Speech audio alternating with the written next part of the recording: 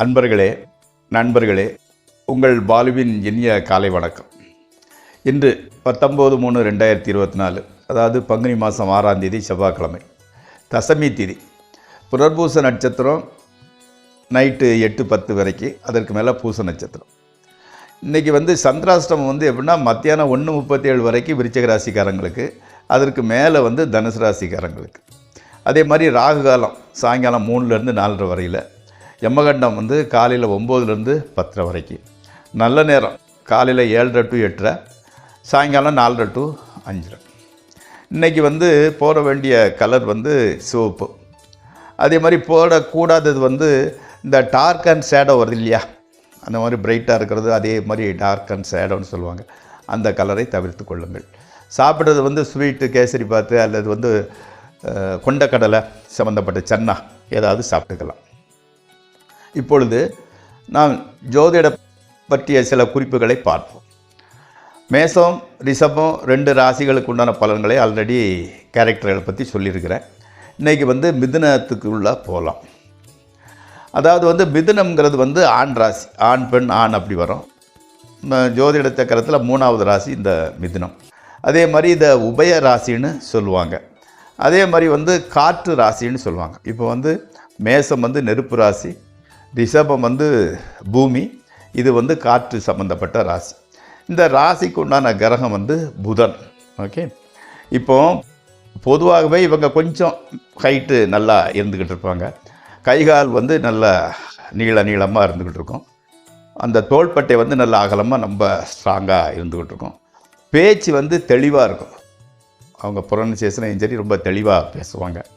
அதே மாதிரி எதையும் சீக்கிரம் கிரகித்துக்கிடுவாங்க. ஒரு அண்டர்ஸ்டாண்டிங் கெப்பாசிட்டி இருந்துக்கிட்டு இருக்குது.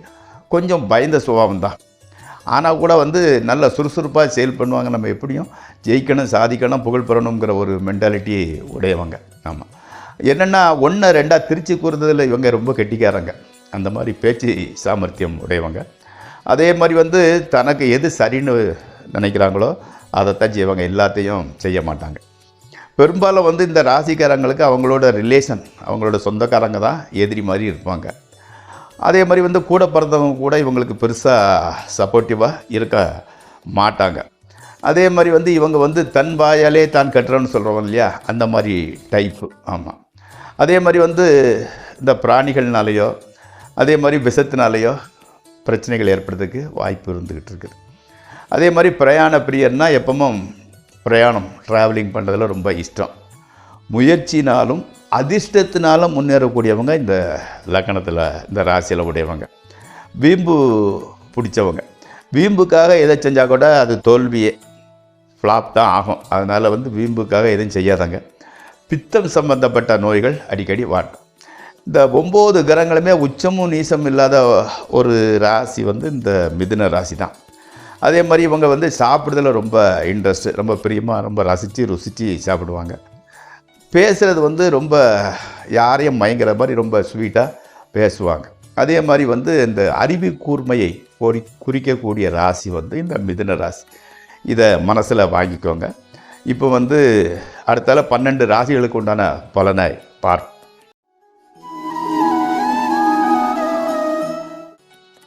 12 ராசிகளுக்கு உண்டான பலனை பார்ப்போம். இந்த 12 ராசிகளுக்கு உண்டான பலன் உங்களுக்கு பிரயோஜனப்படுவதாக இருந்தால் அதை சப்ஸ்கிரைப் செய்யவும், லைக் செய்யவும். முதலில் மேசராசி. அந்த ஃபைனான்ஸ் ரொட்டேஷன், பணப்புழக்க வழக்கங்கள் உங்களுக்கு நல்லா இருந்துக்கிட்டு இருக்குது. உங்களோட பேச்சுக்கு ஒரு மதிப்பு இருக்குது. அதே மாதிரி வாழ்க்கை துணை, அதாவது பெண்ணாக இருந்தால் கணவனும் சரி, ஆணாக இருந்தால் மனைவியும் சரி, ஒரு ஃப்ரெண்டை மாதிரி பழகுறாங்க, நல்லா பழகுறாங்க. ஆமாம், அதே மாதிரி வியாபாரம் செய்கிறவங்களுக்கு கூட பிஸ்னஸ் நல்லா நடந்துக்கிட்டு இருக்குது. ஆமாம், அதே மாதிரி காதலர்கள் அவுட்டிங், பிக்னிக் மாதிரி போய்கிட்டு இருக்கிறாங்க. ஸோ இன்றைய பொழுது நன்றாகவே கழிகிறது.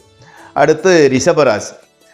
உத்தியோகமாக இல்லாமல் இருக்கிறாங்க இல்லையா, வேலை இல்லாமல் இருந்துக்கிட்டு இருக்கிறவங்களுக்கு நீண்ட போராட்டத்துக்கு பிறகு உத்தியோகம் கிடைக்கிறது. ஆமாம், அதே மாதிரி மாணவர்கள் எப்படின்னா இந்த ஏரோநாட்டிக் இன்ஜினியரிங் துறையில் மிகவும் சேர்ந்திங்கன்னா ரொம்ப நல்லது. அதாவது டெம்பரரி உத்தியோகம் பார்ப்பவங்களுக்கு கூட உத்தியோகம் பெர்மனண்ட்டாக ஆகுது. குடும்ப வாழ்க்கை ஸ்மூத் சைலிங், சுமூகமாக போகிறது, எந்த விதமான பிரச்சனையும் இல்லை. அடுத்து மிதுன ராசி. அதாவது வந்து பெண்களுக்கு கர்ப்பப்பையில் இருக்கக்கூடிய பிரச்சனை வந்து ஒரு முடிவுக்கு வருது, அது சால்வ் ஆகிடுது. தொழில் லாபகரமாக நடக்கிறது. மாணவர்களுக்கு மாத்திரம் இந்த கல்வியில் வந்து எஜுகேஷனில் வந்து கொஞ்சம் பிரச்சனைன்னா மெமரி பவர் வந்து ரொம்ப கம்மியாக இருக்கிறது. அதே மாதிரி வந்து வெளிநாட்டு வேலைக்கு முயற்சி செய்வோருக்கு வெற்றி கிடைக்கிது, வெளிநாட்டு வாய்ப்புகள் வந்துடுது. அடுத்து கடகராசி. நிலம் வீடு மூலமாக வரக்கூடிய வருமானம் இன்னும் வந்து சேரலை. ஆமாம், அதாவது அண்ணன் அல்லது அக்கா அவங்களோட உடல்நிலையில் சற்று பின்னடைவு. அதே மாதிரி வந்து கணவனோட ஹஸ்பண்டோட இப்போ ரிலேஷன்ஷிப்பில் கூட கொஞ்சம் ட்ராபேக். அதாவது வந்து எல்லாமே வந்து இந்த அஷ்டம சனிங்கிறனால எல்லாமே உங்களுக்கு வந்து பிரச்சனையில் வந்து நின்றுக்கிட்டு இருக்குது.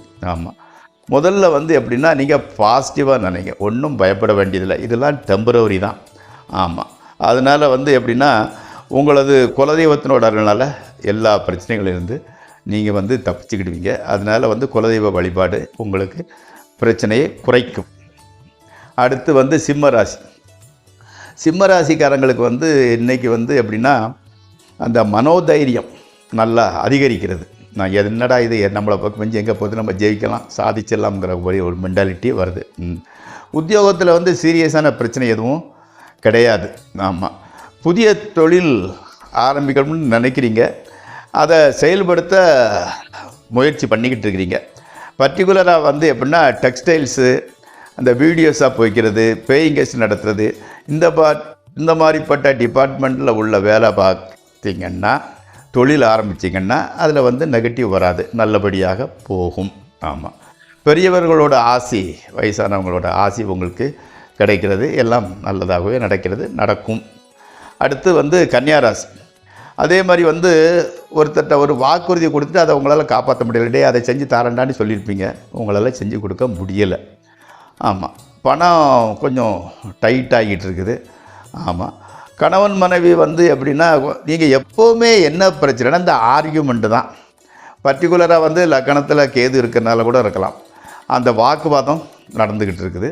ஆமாம், உடம்புல வந்து எப்படின்னு கேட்டிங்கன்னா கொஞ்சம் ரெசிஸ்டன்ட் பவர் வந்து கம்மியாக இருந்துக்கிட்டு இருக்கிற மாதிரி இருக்குது. அதே சமயத்தில் தொழிலில் ஒன்றும் பிரச்சனை இல்லை, அது சுமூகமாகத்தான் போய்கிட்டு இருக்குது. அடுத்து வந்து துளாராசி. ஓரளவு அதிர்ஷ்டமான நாள்னே வச்சுக்கலாமே. ஆமாம், அதே மாதிரி வந்து வாட்டர் சம்மந்தப்பட்டது, தண்ணி, கூல்ட்ரிங்க்ஸு, இளநீ, ஐஸ்கிரீமு, இந்த மாதிரிப்பட்ட துறைகளில் உள்ள ஒரு தொழில் ஆரம்பிக்கலாம்னு நினைக்கிறீங்க, ஆரம்பிக்கலாம். உங்கள் ராசிக்கு அது செட் ஆகுது. அடுத்தால வந்து அப்பாவுக்கு உண்டான மெடிக்கல் எக்ஸ்பெண்டிச்சர் கொஞ்சம் ஜாஸ்தி ஆகுது.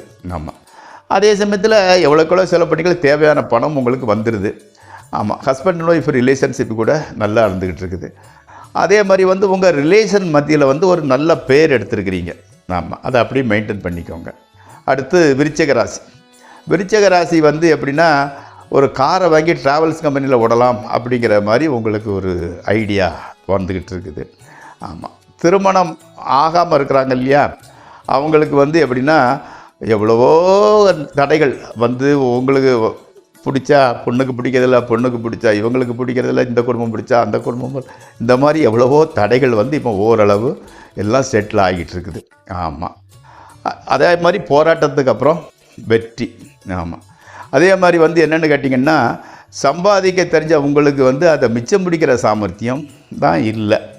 ஆமாம், அந்த ஒன்று நீங்கள் வந்து எப்படின்னா பெரும்பாலும் வந்து வரவு செலவை வந்து மனைவிட்ட ஒப்படைச்சிக்கிட்டீங்க, நீங்கள் ஹாயாக இருங்க, அவங்க மிச்சம் பிடிக்கணுமோ எப்படி செய்யணுமோ சேர்த்துக்குவாங்க. ஓகே. அடுத்து வந்து தனுசு ராசி. அதே மாதிரி வந்து சின்ன பிக்னிக் மாதிரி போயிட்டு வாரீங்க. குடும்பத்தில் வந்து ஒரு நல்ல நிகழ்ச்சி, மங்கள காரியம் வந்து நடக்க போகுது. வரவும் செலவும் வந்து சரியாக போயிடுது, ஒன்றும் டெபிசிட்லாம் உங்களுக்கு வந்து கிடைக்கிறது இல்லை, டெபிசிட் வர்றதில்லை. ஆமாம், அதே மாதிரி வந்து அந்த வாழ்க்கையில் வந்து அதிர்ஷ்டம் அடிக்க போகுதுங்கிற ஒரு நம்பிக்கை, அந்த நம்பிக்கை தானே வாழ்க்கை, அந்த நம்பிக்கை வந்து உங்களுக்கு தெரிகிறது. ஆமாம், அதே மாதிரி வந்து சீட்டு அல்லது மியூச்சுவல் ஃபண்டு புதுசாக போட போகிறீங்க, ரொம்ப நல்லது.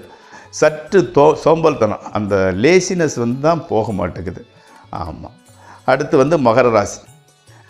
புதிய வாரிசு வீட்டுக்கு வரப்போகுது. ஆமாம், நிலம் சம்மந்தப்பட்ட உள்ள லிட்டிகேஷன் வந்து செட்டில்மெண்ட் ஆயிடுது. உங்களை பற்றி மற்றவங்க வந்து பெருமையாக பேசுகிறத கேட்க ரொம்ப சந்தோஷமாக இருந்துக்கிட்டு இருக்குது.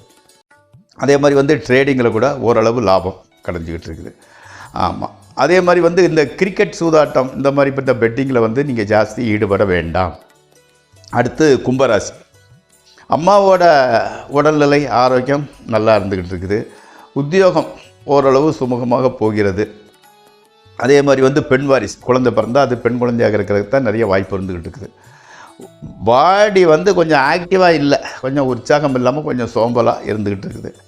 அனாதை இல்லத்துக்கு அல்லது ஆதரவற்றவங்களுக்கு சாப்பாட்டு கொடுக்கறதுக்கு ஹெல்ப் பண்ணுங்கள். அது வந்து பெரிய புண்ணியம், உங்களை வந்து பெரிய பிரச்சனைகள்லேருந்து அது காப்பாற்றுது. அப்போ வந்து அனாதை குழந்தைகளுக்கு அல்லது உடல் ஊனமுற்றோருக்கு உதவுங்கள். அடுத்து மீன ராசி. உங்களது முயற்சிகள் வந்து சரியாக சக்ஸஸ் ஆகலை. உடன் பிறந்தவங்கள் கூட பிறந்தவங்களோட ரிலேஷன்ஷிப் கூட டிஸ்டன்ஸாக போய்கிட்டே இருந்துக்கிட்டு இருக்குது. உடம்பு வந்து கொஞ்சம் டல்லாக இருந்துக்கிட்டு இருக்குது. பெரிய பிரச்சனைகள் ஒன்றும் கிடையாது, கொஞ்சம் உஷார் இல்லாமல் டல்லாக இருந்துக்கிட்டு இருக்குது. ஆமாம். அதே சமயத்தில் மனசு உற்சாகமாக இருக்குது, உடம்பு அதுபடி கேட்க மாட்டேங்குது, கொஞ்சம் டல்லாக இருந்துக்கிட்டு இருக்குது.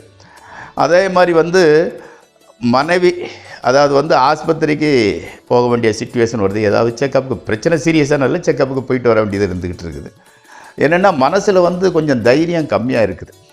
அதாவது வந்து எப்படின்னு கேட்டிங்கன்னா 10 நாள் 15 நாளைக்கு ரொம்ப ஆக்டிவாக இருக்குது, ரொம்ப தைரியமாக இருக்கிறீங்க. திடீர்னு வந்து மனசில் வந்து உற்சாகம் கம்மியாக இருந்துக்கிட்டு இருக்குது. இந்த ராசிக்காரங்களே ஒரு கன்ஃபியூஷன் தான் இந்த மீனம்னாலே. அப்போ வந்து பெர்மனண்ட் சொல்யூஷன் வந்து மெடிடேஷன் பண்ணிக்கிட்டு வாங்க. நண்பர்களே, இப்பொழுது 12 ராசிக்கு உண்டான பலன்களை பார்த்தாகிவிட்டது. இன்றைய எபிசோட் முடிவுக்கு வருகிறது. நாளை மீண்டும் சந்திப்போம். உங்கள் பாலு.